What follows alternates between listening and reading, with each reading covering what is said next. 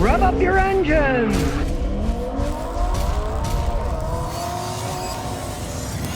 Emmanuel Gonzalez says, what's your opinion on a used Nissan Leaf 2012 at auction with the battery that seems to be degraded? Even if I replace it with a new battery, what do you think of it? Never, ever buy an electric car at an auction. Electric cars are so expensive to fix. If it's at an auction, there's some serious problem. And if the battery's degraded, whew, they're expensive. A new one costs fortunes, right? Now, you can get remanufactured ones for like a couple thousand or something like that, or a little bit more. But they're just repaired old batteries, and it's 12 years old. You get a 12-year-old battery that's been refurbished, maybe it'll last a year, maybe not.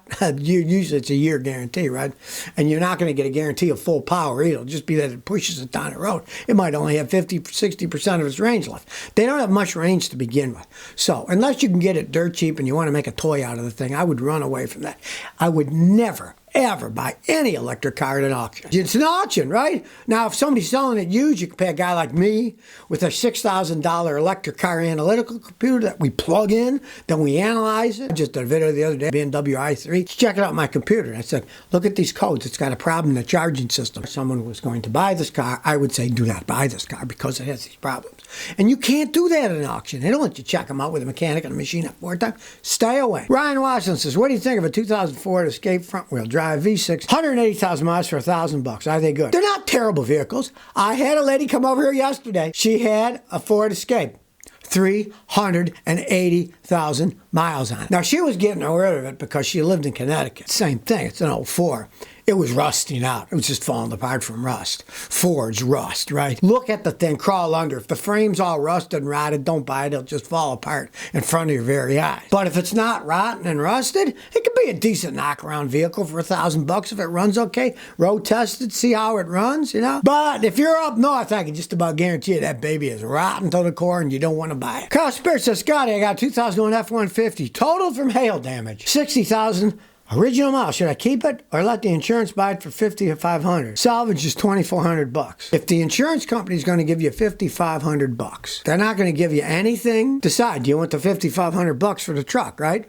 Now, if you can have the truck for free and the insurance company gives you $5,500, take it. It's only got 67,000 miles. So what if it's got dings? It's a Ford truck. It's a 2001 F-150. Badge of honor dings on an old truck, right? It's still going to run perfectly fine, right? I'm assuming it's just hail damage and it didn't get in a wreck and flip over from it. As long as it's just dents on it, what the heck? Keep it. That mileage it can run for a really long time. David Bryant says, Scotty, I'm looking to buy a 2019 Subaru Outback 3.6. Any idea? Look for something else. The Subarus are not bad. They make them better than they used to. Except for that. Subaru makes probably the worst 6-cylinder boxer engine in the world. Boxer 6. 3 on this side, 3 on this side. Head gaskets, valve problems, tappet problems, you name it. They're horrible engines. Their 4-cylinder ones are decent. Now, they are cheaper made. Instead of having gaskets on parts of the engines, they use silicone glue, and that gets dry out when they get older, and then they leak oil. When a Toyota or Honda won't do that. They are cheaper made, but stay away from any Subaru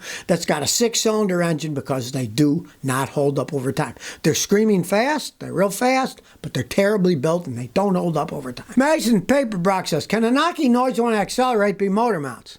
It can, but this is what'll happen.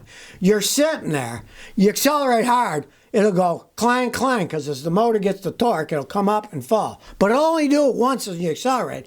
Clang, clang. If it goes, knock, knock, knock, knock, knock, knock, that's in the engine piston slap or something. But you hit it hard and you hear one clang, yeah, that can easily be the motor mount. But it won't make it continuous. It'll only make the first time you take off. The torque of the engine will pick it up and then it'll fall down again. It won't be like a knock and piston knock where it's knock, knock, knock, knock. It'll be just one clang. When you step on it, it'll go up and then do the clang when it falls down. Joseph R. says, I just moved from Texas to Florida. I own 2 Toyotas. Should I get them rust protected? Depends what you bought. If you bought a pickup truck with a full frame, or any Toyota with a full frame, like a 4Runner, right? A full frame, yes, I would get it rust protected, especially if you're near the beach in Florida. I would. But if you're talking about Toyota car, don't waste your money. Toyota cars don't have full frames bolted on. They are unibody construction, and Toyota coats them at the factory, and they don't have any rusting problems. My mother had a Toyota Corolla that was 17 years old in Buffalo, and it still hadn't rusted. If it's a truck with a full frame, yes. If it's a car, Don't waste your money. Miles said, Scotty, should I replace my automatic tranny fluid on a 94 Toyota pickup? It's brown, has no history of being changed by a previous owner with 150,000 plus miles. Okay, it's a Toyota, I would. It's supposed to be red, now it's brown, right? Now, unlike the American automatic transmissions of earlier days and some of the present ones, they shed clutch materials into the fluid in automatic transmissions and create a mess. And if you go 150,000 miles and then you change the fluid, they'll often slip and not even move on their own. Toyota uses a different design. They don't really have that problem. So I would change it if I were you, because it's old. I'd change the filter and the fluid. And just as a precaution, if you really want to be safe, drop the pan, take the filter and fluid out. Leave it in a pan on the side. Then put a new filter and fluid. If it starts to have problems, pour the old fluid back in. Empty it out and pour the old fluid back in. Put it back in. Save it, just in case. Because if it does slip, then you put the old fluid back in, but it shouldn't have a problem in the first place. Being a Toyota. Even I said, I found a mouse in my car. Placed mouse traps and sprayed peppermint oil. It stings your eyes. But it won't leave. How do I get this thing gone without stripping the car bare? All you gotta do, buy one of those ozone generators. Park your car in the driveway, roll the windows up, stick the ozone generator in the car and leave it on overnight. In the morning, you will have one dead mouse. Ozone generators get rid of the oxygen in the air. Mice breathe oxygen and they would die. It'll kill all the bugs in your car too. Now that's why you don't do it with people in it. You roll the windows up and you leave it there and then you unplug it later. They use 110 volt. You just close the door on it. It doesn't hurt anything. Leave the windows rolled up and have it on recirc instead of fresh air so nothing fresh comes in. And then in the morning just hold your breath and unplug it and open the doors and then it'll air out in a minute or two and get all the ozone out of it. But that will finish the mouse off for sure. Any bugs or anything. And it also has a plus, it'll get rid of stinky odors too. Ozone kills odors. That's why they use ozone generators in places. Hassan says, do you recommend buying a Peugeot with a 1.6 liter 4-cylinder turbo, 180 horsepower or not? I'm not a hard driver. It's the same engine on the Mini. Do they last? They don't particularly last all that well, Minis. Now, I'm assuming you're in England or something. If you are, there are people, I met people when I was in England, had Peugeots, and they love them, right? Never buy a Peugeot in the United States. There's no parts, there's no service, nobody knows how to work on them. Don't ever buy one in the United States or buy one in France and ship it to the United States unless you're a nutcase. But in Europe, parts are available, people know how to work on them. I am not a fan of that engine. I think it's kind of crappy, but if you're a slow driver, you can get a good price on one. I know a lot of people in England that own them and like them. I don't know anybody in the United States that owns them. Super Smash 605 says, are the CVTs on the 2023 Nissan Altima still terrible? They were terrible in 2022. 2023, it's too new. I would assume they probably are, but those are new cars. We'll see what happens as time goes on. I've seen the past of Nissan, bad track record.